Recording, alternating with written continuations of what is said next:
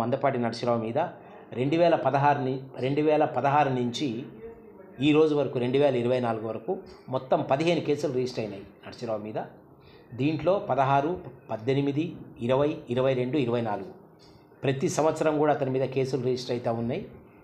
అతని మీద కొంచెం గట్టి చర్య లేకపోవటం వల్ల అతని 10 సంవత్సరాల నుంచి కూడా ఈ పీడిఎస్ మాఫియా తయారు చేసి ఒక డాన్లాగా చండమని అవుతున్నారు.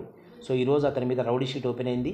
అతని మీద ఉన్న 15 కేసులను బట్టి పీడీ యాక్ట్ గురించి కూడా ఉన్నతాధికారుల ఆదేశాల మేరకు ఖచ్చితంగా ప్రపోజల్ చేస్తాం.